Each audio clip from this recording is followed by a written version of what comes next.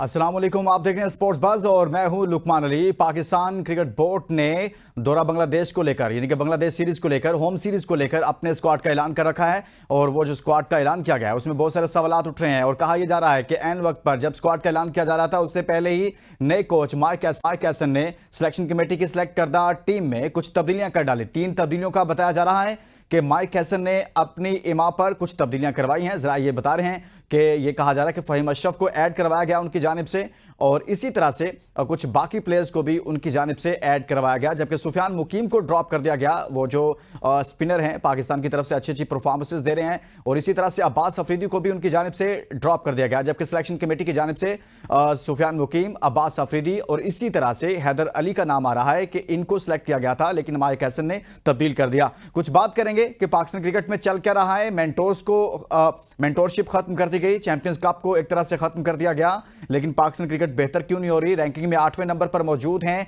ये कैसे बेहतर हो सकती है? इसी पर बात करेंगे। साबिक चेयरमैन पीसीबी खालिद महमूद साहब हमारे साथ मौजूद हैं। बहुत बहुत खालिद महमूद साहब, सर आपने हमारे लिए वक्त निकाला।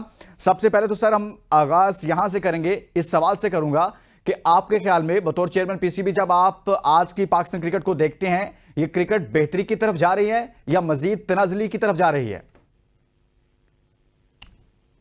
बहुत शुक्रिया, आपने मुझे अपने प्रोग्राम में दावत दी। तो ये सवाल जो है मेरा ख्याल है बनता ही नहीं कि जी।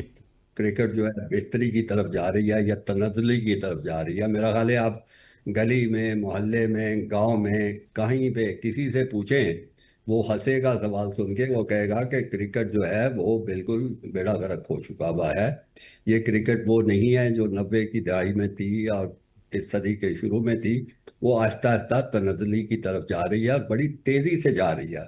और इस हद तक तेज़ी से जा रही है कि अब तो खौफ महसूस होता है कि शायद इसके बेहतर होने का कोई इम्कान ही नहीं रह गया। सही। और खालिद महमूद साहब, ये बेहतर क्यों नहीं हो पा रही, ये भी तो सवाल है ना। क्या ऐसे फैक्टर हैं जिनकी वजह से अगर ये तबाही की तरफ जा रही है, अगर इसमें तनजली है, डे बाय डे बुरे दिन आ रहे हैं और रैंकिंग में हम 8वें नंबर पर मौजूद हैं, टेस्ट में हमारी बुरी परफॉर्मेंस है, T20 में हमारी अप एंड डाउन रहता है, इसी तरह से ओडीआई में हमारी बहुत बुरी परफॉर्मेंस है, चैंपियंस ट्रॉफी में हम 4 दिन में बाहर हो गए और अब तो बांग्लादेश के खिलाफ खेलना है। ये क्या फैक्टर है कि जिनकी वजह से ये बुरे दिन पाकिस्तान क्रिकेट को देखने पड़ रहे हैं और कोई बेहतरी नहीं आ रही? बहुत फैक्टर्स हैं। सबसे पहला फैक्टर तो ये है कि पाकिस्तान क्रिकेट बोर्ड की सरबराही जो है वो एक बहुत पुरकशिश ओहदा बन चुका है। हम्म। और ये पिछले 25-30 साल से मैं पहली दफ़ा देख रहा हूँ। पहले हम क्रिकेट को ऑब्जर्व करते थे, फॉलो करते थे। मैं पहली दफ़ा देख रहा हूँ कि इस ओहदे के लिए बाकायदा भाग दौड़ होती है। हम्म। लोग जतन करते हैं, सिफारिशें करते हैं, पहुँचते हैं। वो नाम लेना ज़रा मुझे अच्छा नहीं लगता क्योंकि सारे ही ताल्लुक वाले लोग हैं, जी। अपने अपने तौर पे अच्छे लोग भी हैं। लेकिन मेरा ख्याल है क्रिकेट के बोर्ड की सरबराही जो है ना, वो उनका किसी तरह भी हक नहीं बनता था। हम्म। मगर मैं शुरू करूं इस सदी के शुरू से या आखिरी सदी के खात्मे पे, जी। जी। एक बड़ा शानदार नाम जो था वो क्रिकेट के उफक पर चमका था बतौर चेयरमैन। हम्म। मुझे आप मेरा ख्याल है नाम मैं लूंगा जी। तो जी। बहुत सारे लोग जो है वो उस नाम से नावाकिफ होंगे। हम्म। उस शख्सियत का नाम था मुजीबुर रहमान। और हम्म। मुजीबुर रहमान साहब जो थे, उनका सिर्फ ये था क्लेम टू फेम और क्रिकेट के ओहदे का कि वो नवाज शरीफ साहब के बहुत करीब थे। और उनके भाई थे, उनके भाई का नाम था सैफुर रहमान। वो भाई ज़्यादा मारूफ है, वो उस वक्त की नैब के सरबराह थे। जी। जी। तो उनका दिल ललचाया, उनका दिल चाहा और उन्होंने क्रिकेट बोर्ड की पे कब्जा कर लिया। बताओ चेयरमैन, वो तो अल्लाह ताला भला करे कि वो एक बहुत बड़ी तब्दीली आई जिसमें सियासी हुकूमत ख़त्म हुई और फौज वालों ने टेक ओवर कर लिया, जिसके नतीजे में ये साहब जो थे जी। कदाफी स्टेडियम से सीधे जेल में चले गए सारा कुछ। उसके बाद फिर मुख्तलिफ लोग आना शुरू हुए। तौकीर ज़िया साहब जो थे वो क्रिकेट के शौकीन थे और क्रिकेट की समझ भी थी उनको। वो अहद जो था जी। वो नाकाम तो नहीं रहा था लेकिन कोई बहुत कामयाब भी नहीं रहा था।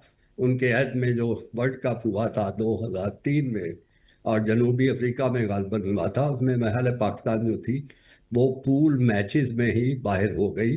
वो आखिरी 4 तक नहीं पहुंच सकी थी और भी नाकामियां हुई थी।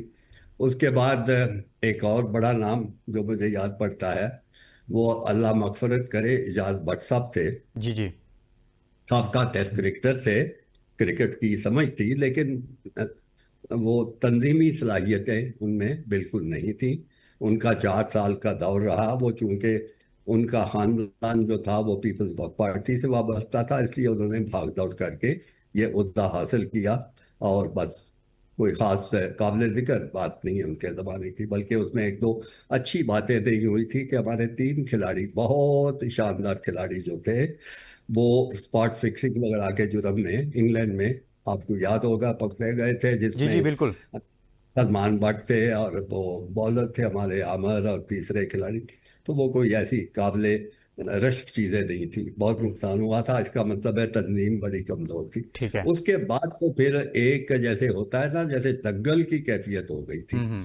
जैसे ही हुकूमत बदलती थी वैसे ही क्रिकेट बोर्ड के सरबराह का बदलना यकीनी हो जाता था। फिर वो बाकायदा जैसे होती था वो म्यूजिकल चेयर्स का मामला शुरू हो गया।